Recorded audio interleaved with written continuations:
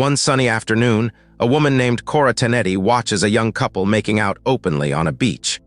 They seem completely oblivious to the people around them, including children trying to enjoy the day. Instead, they are absorbed in each other while a new pop song blares loudly. Moments later, Cora stands up, grabs her knife, and stabs the man in the neck, seemingly to ensure he is dead. She then plunges the knife into his abdomen multiple times. The film then flashes back to the past. It all begins in upstate New York, where a young woman named Cora Tannetti talks on the phone with a customer. She works alongside her husband Mason and his father at the family's air conditioning business. Cora also lives next door to her in-laws and often joins them for dinner after work. On the surface, her life appears calm and predictable, but beneath this facade, she feels suffocated, almost as if battling untreated depression. This inner turmoil is particularly visible during her Friday night sexual routine, in which she participates only to please her husband. During these encounters, she sometimes experiences haunting visions. Gloomy wallpaper, a little girl saying a Hail Mary, and a ghostly blonde woman in a red dress. It is revealed that Cora grew up in upstate New York surrounded by strict religious zealots.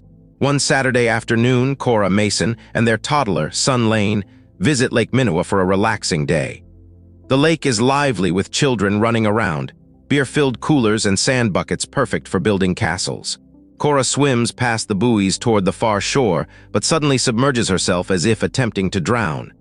After a tense period underwater, she hears Mason calling her, prompting her to resurface, gasping for air. Back on shore, Cora absent-mindedly slices a pear with a knife, while her attention drifts to a couple making out nearby. She notices that the woman is playing a song, claiming it is from her partner Frankie's band. The music seems to put Cora in a trance as she watches the couple, her disturbance growing.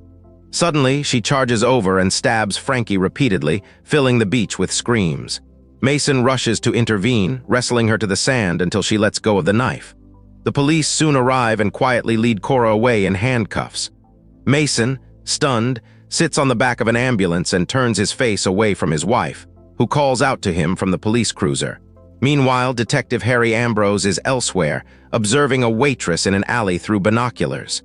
There's blue blood pulled under two of his bruised fingernails, which he presses into his thumb. By the time Ambrose is called to the lake crime scene, Cora has already confessed.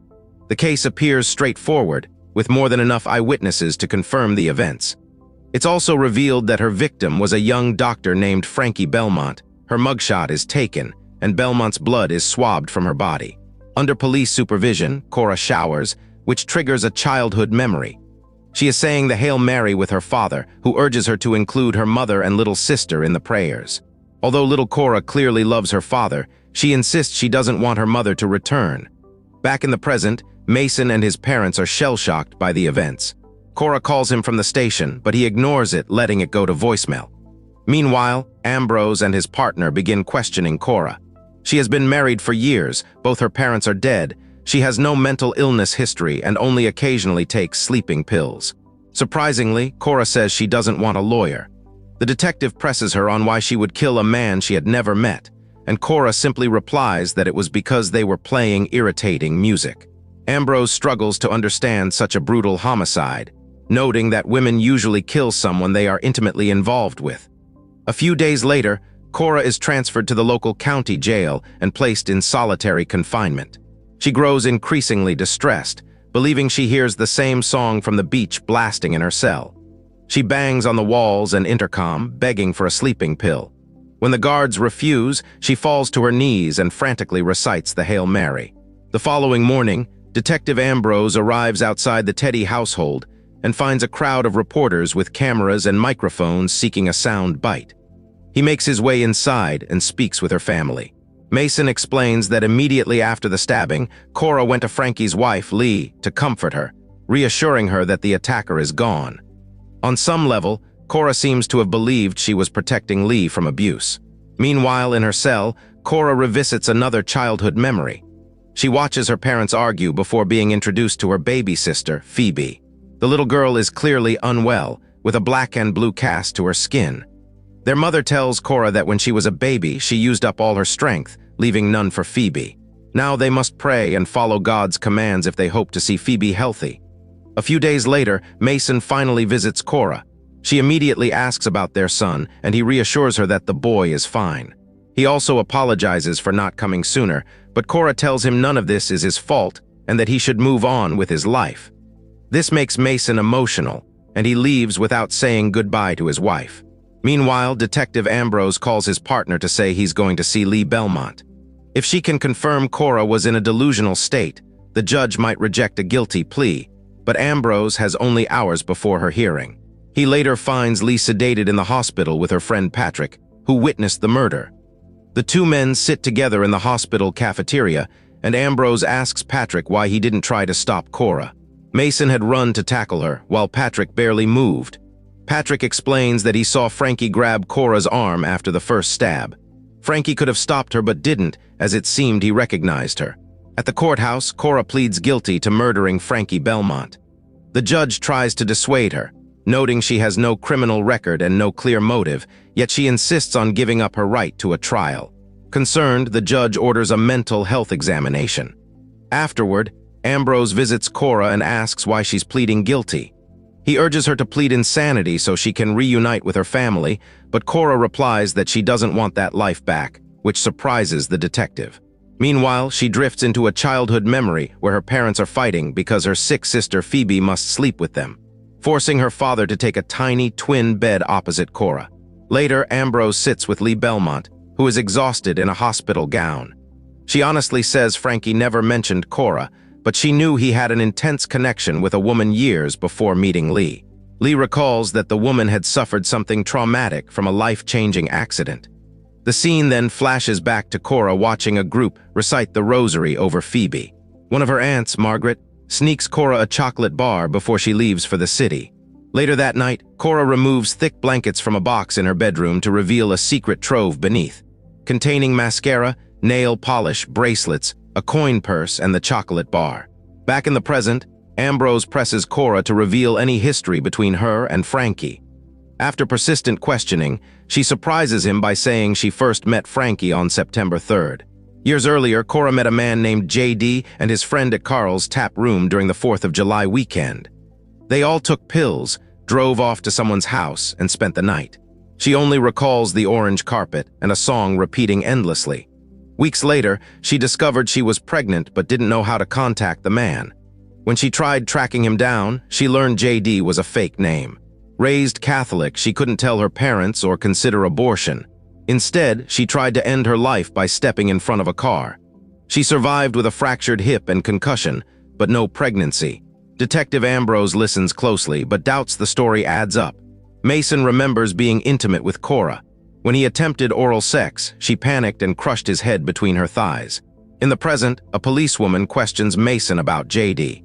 He insists Cora never mentioned the name, though it's clear he isn't telling the whole truth. She then informs him that Cora became pregnant after a one-night stand with JD. The revelation shatters Mason. Ambrose sorts through evidence from the crime scene and finds a phone. He asks another officer how to play music on it, then drives to Carl's tap room while listening to Frankie's song. At the bar, he questions the bartender with Cora's photo.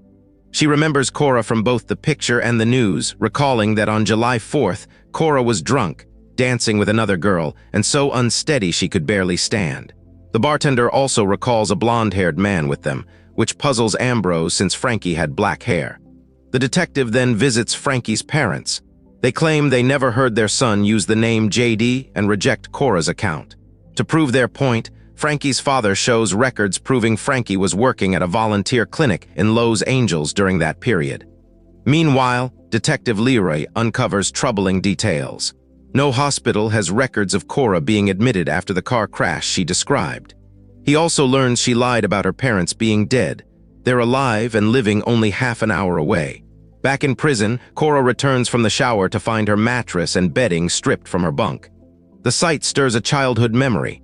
Her mother tends to sores on Phoebe's back, visibly upset. It's revealed she has just discovered that Cora stole chocolate from Aunt Margaret. She mentions that the pill will help loosen her up. This is followed by a vision. The next day, Ambrose arrives at the county jail to question Cora. He sees the scars and recognizes them as telltale signs of heroin addiction. Pressed to tell the truth, Cora admits her addiction began years ago, before she ever met Mason. Ambrose continues questioning, asking where she was after leaving home since she was addicted. He suspects someone must have accompanied her.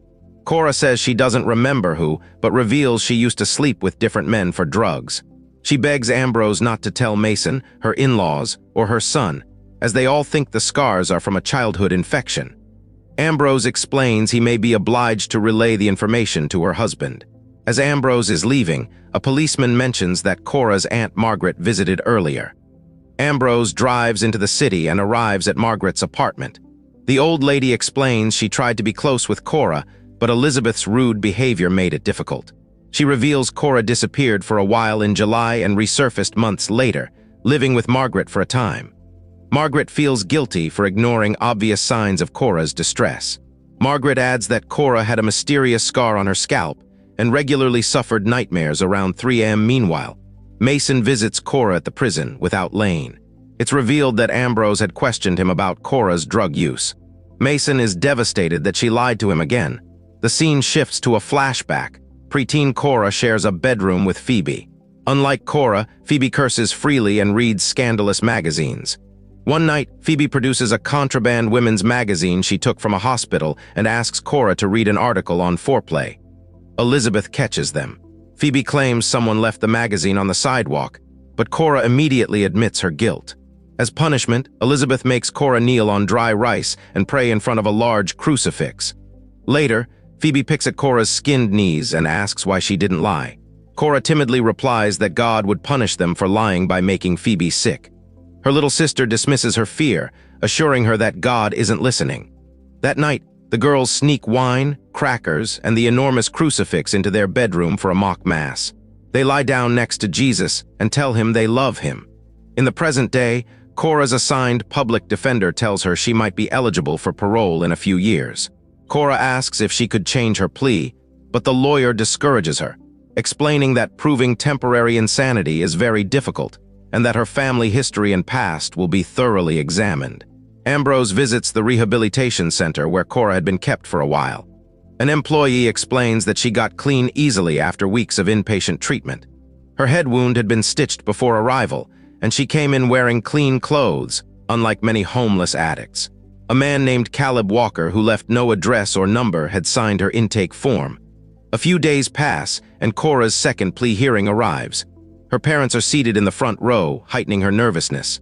Detective Ambrose watches as Cora admits to her crimes but doesn't want the case to end. He tracks down Caleb Walker and questions him.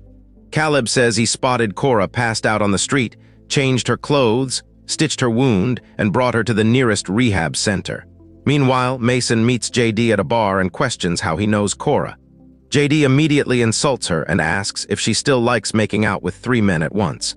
Enraged, Mason lunges at JD, and the two fight in the bar. The following day, Ambrose visits the county jail again. He disguises a packet of sugar as drugs and asks Cora to demonstrate how she would inject it. Cora uncaps the needle but quickly loses confidence, clearly unsure of what she's doing. This confirms Ambrose's suspicion.